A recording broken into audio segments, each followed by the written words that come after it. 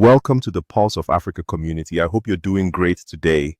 If you're joining us for the first time, don't hesitate to like, share, and subscribe to stay informed and connected to Africa's most important news reports. Your engagements will help this video to reach more people. Thank you very much. Good day to all our viewers across Africa and around the world. Today we bring you a substantial and revealing discussion from Ouagadougou, Burkina Faso, where President Ibrahim Traore addressed the press on the 2-year anniversary of the Alliance of Sahel States, commonly known as the AES. In the course of this exclusive exchange, he reflected on the alliance's progress, the challenges it continues to face, and his vision for the future of West Africa's Sahel region. His key message? This is about sovereignty and self-determination, about reshaping a destiny for the people of the Sahel rather than for foreign powers. Today's report will carry his full remarks alongside our commentary on what it all means, not just for Burkina Faso, Mali, and Niger, but for the broader African continent. In response to the question, the Alliance of Sahel States is 2 years old. How is it doing today? What is its current state of health? President Traore answered, President, the Alliance of Sahel States is 2 years old. How is it doing today? What is its current state of health? Thank you. I would say that the assessment of its state of health can be felt through the population. And through the population, I think it is doing well. Because the IS does not belong to the leaders, the IS belongs to the people. And the people have embraced it. That makes what is happening truly exceptional.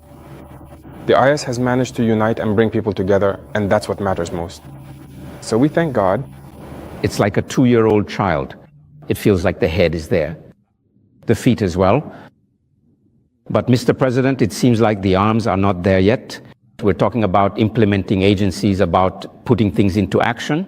There was talk of transforming the authority for the fight against desertification into an implementing agency. When will the people of the IS be able to see these development projects, these major projects that benefit the population? Very well. I think this is a transition that is currently underway. It's not final yet to begin with. There is still ongoing reflection because there is currently a provisional administrator in place. We need to think about how we can effectively turn it into an implementing agency. So it's a process of reflection that is still ongoing because we must avoid making the mistake of recreating the same institutions. If we model ourselves on the same institutions that failed, it won't work. And what kind of projects do we want to carry out for the population? What was the LG doing and what do we want now? What is the routine for some implementing agencies? It's meeting with donors, gathering funding for projects. But what does that really mean for the people? Is that what we want? I don't think so. We are starting from an endogenous question. If we talk about endogeneity, that's why the investment bank, if you notice, the deduction is made so that we can supply the investment bank. If we want certain functions, if we need to carry out projects in the area, the bank should be able to finance them in advance. But if it's just to set up an agency and then go back to the same imperialists to borrow money for certain projects for which they might not even share our vision, then it's not so clear-cut. So the discussion is still ongoing. Nothing is final yet. Mr. President, the IUS is also seen as a response to terrorism. Today, where do we stand with the joint force and what fundamental actions have been taken on the ground? Here, Traore is signaling a desire for endogenous capacity, funding, banking, decision-making to come from within rather than perpetual reliance on external donors. When asked about the joint force of the alliance and its response to terrorism, President Traore reported, "Regarding the joint force, we've successfully established the complete structure, with the main command post set up in Niamey, Niger. Currently, it's about equipping the first units. For example, in Burkina Faso, the 1st Battalion is ready. The equipment for these battalions is also in place. They are now training the 2nd Battalion, which should be ready in about 2 months." He added that each country orders its own equipment with a standardized set of specifications. Traore noted the logistical challenges. You can order the piece of equipment today. They'll tell you 4 months, 6 months, 8 months, sometimes even years. So we have to make do with what we have. He further stressed interoperability. Our forces are already able to coordinate and work together. That's the most important thing. On the question of diplomatic frictions with neighboring states, such as between Niger and Benin, or Burkina Faso and Côte d'Ivoire, Traore rejected the notion that there were states at odds. He said the friction is between the leaders of the countries. The military cooperate. He gave an example. When a threat was detected in Benin, forces in the east of Burkina Faso responded with air support and drones, cooperating across borders rather than waiting for political escalation.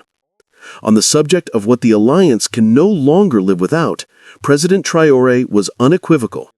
So, regarding the joint force, we've successfully established the complete structure, as you may have already seen, with the main command post being set up in Niamey, specifically.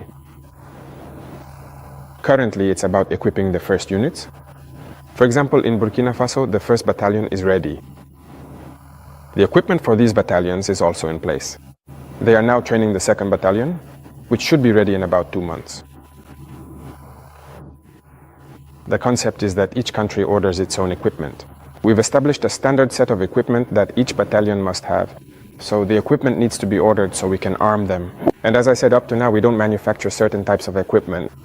We have no choice but to place orders, and you can see how crazy the world is. Everyone is preparing for war.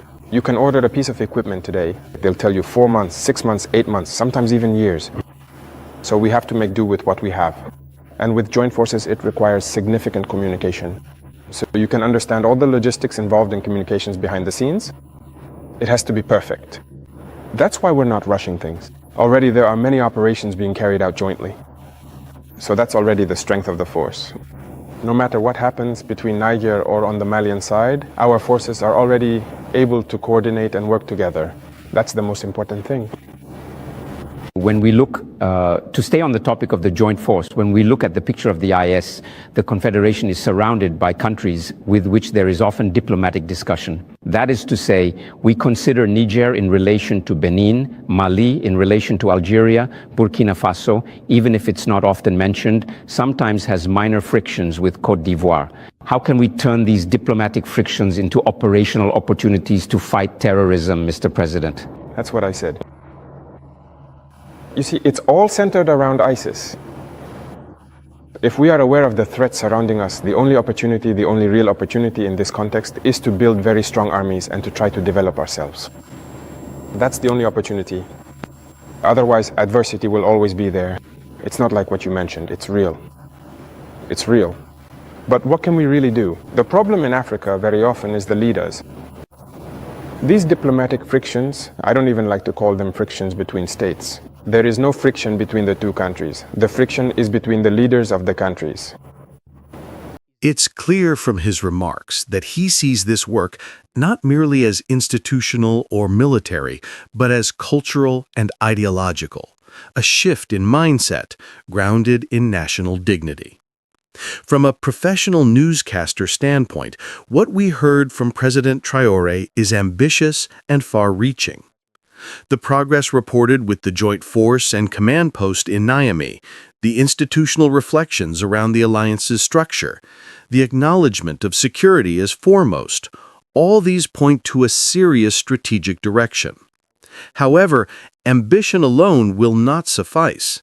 The transition from planning to implementation remains a key challenge. The president's metaphor of a 2-year-old child with head and feet, but still developing arms, captures this well.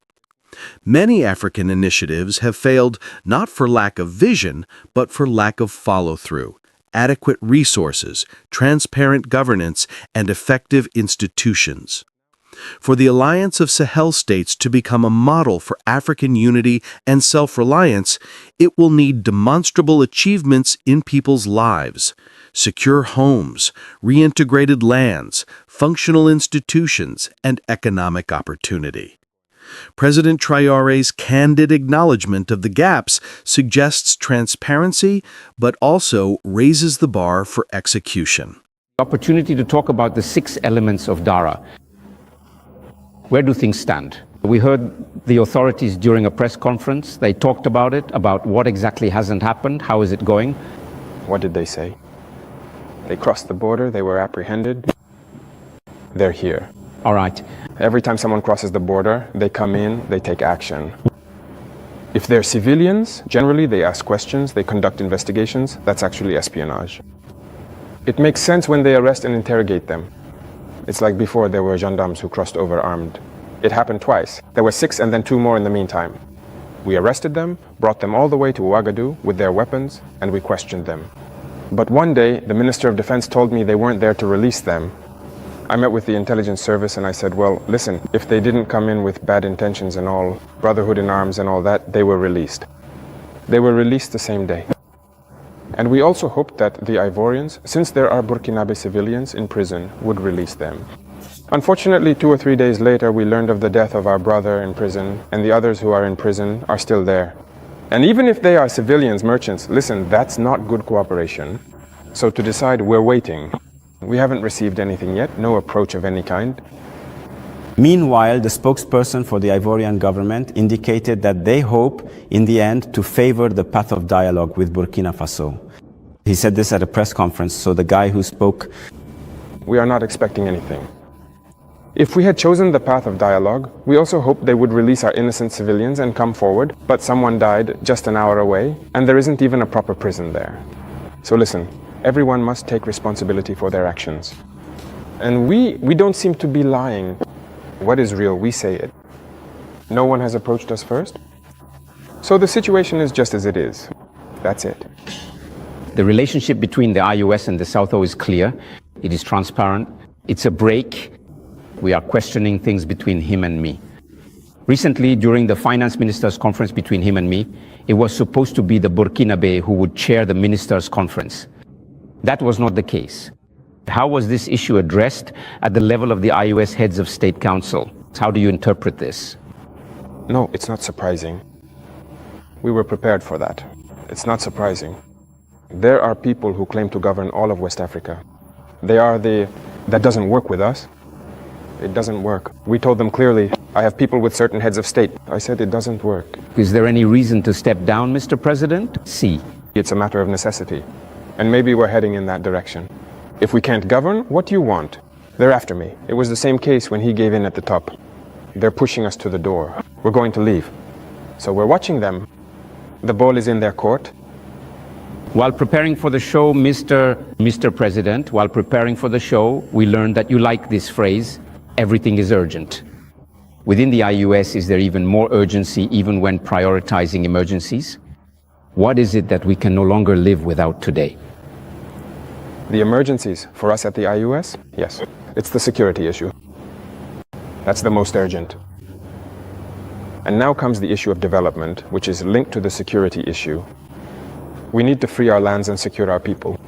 That is an absolute emergency. So all our efforts, all our focus, even our daily tasks must be directed toward that. Every time there's an incident, as head of state, we have to be informed and we have to be aware, we have to find solutions. That's what's most important. And to constantly think about it, reclaim our lands, secure them, and ensure that even after some time, this situation never happens again. About the president, the IUS even shares almost the same fate. We're curious to know how the other IUS countries perceive the Burkinabe revolution. Maybe they'll have their own revolution. It's a step. But you have to know that the Burkinabe is intrinsically revolutionary. It's the same people in terms of mentality that we've managed to instill. But fundamentally, you yourselves are Burkinabe. You know we're not easy to deal with. The Burkinabe is intrinsically revolutionary. That's why the revolution takes hold more easily. Even when we weren't making a revolution, people themselves were demanding one. So the others will surely proclaim it too, I hope. We have no choice but to make a revolution. It's our completely different concept. It won't work. We have to revolutionize.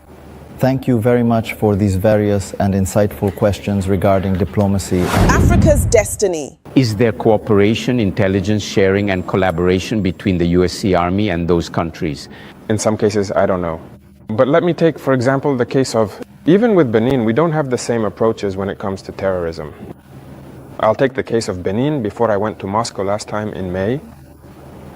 One day I was there and there was a threat looming over a detachment in Benin. And the military doesn't wait to escalate things to the political level or anything like that for certain matters.